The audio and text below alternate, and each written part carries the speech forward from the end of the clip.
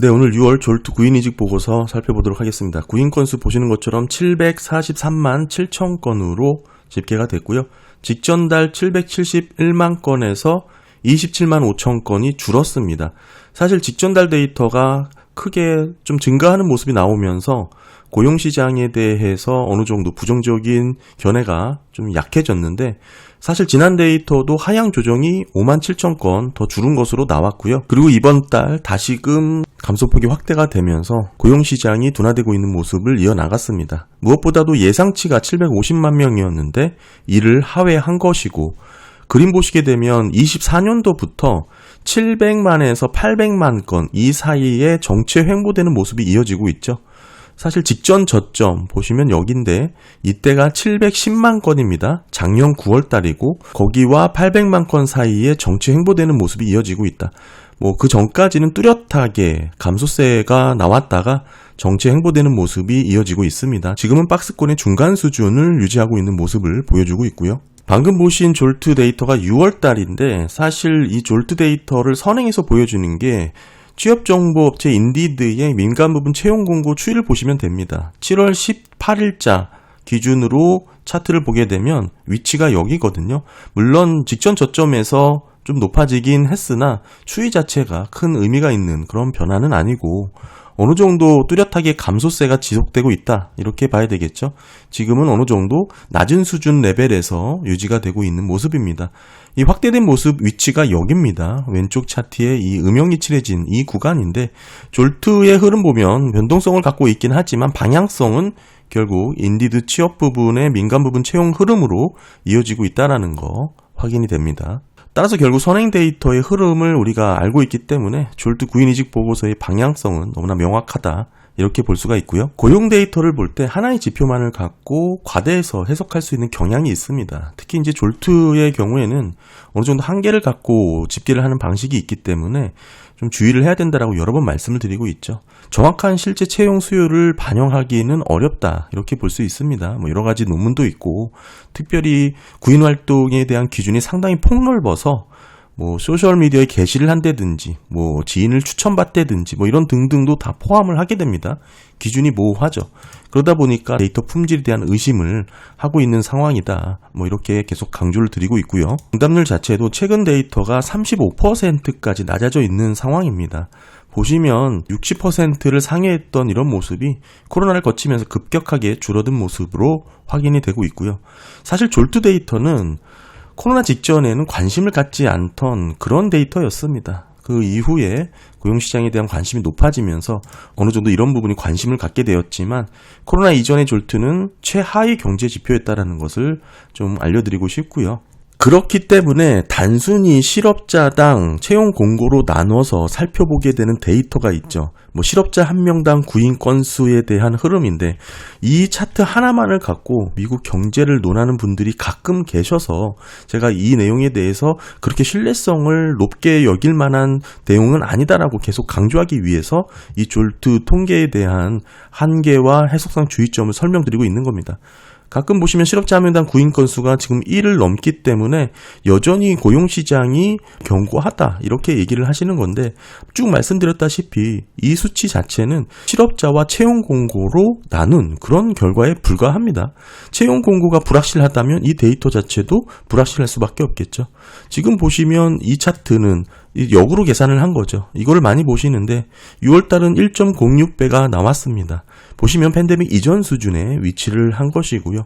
이런 모습이 채용 공고가 많기 때문에 좀 허수로 집계될 가능성도 있다, 이렇게 봐야겠죠. 그에 비해 실업자의 흐름 보시게 되면 물론 직전 달에 비해 소폭 줄었지만 여전히 최고치 부분에서 계속 증가 추세에 있다, 이렇게 볼 수가 있고요. 이런 모습이라면 실업자는 계속 뚜렷하게 증가가 되고 있는 상황이고 채용 공고는 줄어들고 있는 방향이다, 이렇게 정리를 할 수 있습니다. 세부적인 민간 부분의 고용 섹터별 흐름을 좀 정리를 해보면 일단 전체 민간 고용의 변화는 32만 5천 건이 줄었습니다. 특별히 이제 제가 25년도 들어서 ADP 민간 고용에서도 설명을 드렸지만 전문 및 비즈니스 서비스 일자리가 늘어나고 재무 관련 일자리도 함께 늘어났던 흐름이 어떻게 이어질지가 중요하다고 말씀을 드렸잖아요. 이런 흐름에서 이 두 가지 섹터의 흐름을 보게 되면 전문 및 비즈니스 서비스 일자리는 15만 6천이 늘었고 재무활동 일자리는 14만 6천이 줄었습니다. 어느 정도 상반된 그런 모습이 나타났고 게다가 의료 서비스업 일자리는 24만 4천이 줄었고요. 정부 일자리는 5만이 늘었습니다. 사실 도지 관련된 일자리 흐름이 어느 정도 마무리된 그런 모습이죠. 여기에는 연방정부 2천, 주지방정부 4만 9천 흐름으로 집계가 됐고 건설 일자리도 14,000 증가된 것으로 확인이 되었습니다.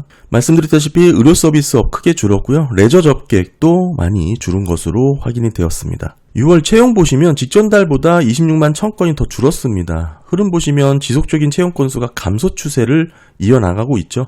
24년도 6월 달부터 정체 횡보한다라고 볼 수 있지만 지금은 그 하단에 위치를 했고요. 전체 채용이 사실 520만 건 정도로 이뤄지고 있다는 것을 좀 기억하시면 좋을 것 같고 가장 많이 늘었을 때가 700만을 넘기지 못했습니다.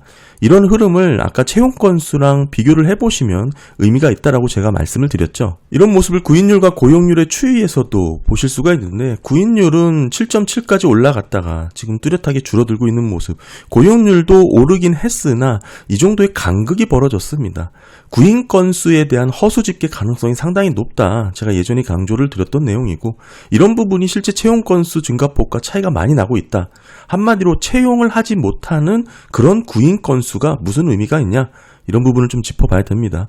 더불어서 이번 차트에서 의미 있는 부분은 6월달 구인율이 4.3으로 떨어졌다라는 것이죠.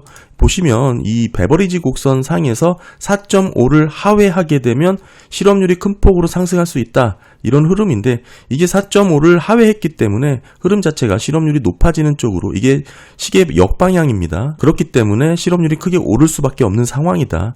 아직까지는 이 4.5% 부근에서 계속 정체된 모습을 보여왔지만 이제는 뚜렷하게 구인율이 좀 낮아지고 있는 그런 모습으로도 해석이 될 수 있고요. 그럼에도 아직은 이 정체되고 있는 4.5% 부근에서 등락을 이어나가고 있는 그런 상황이다.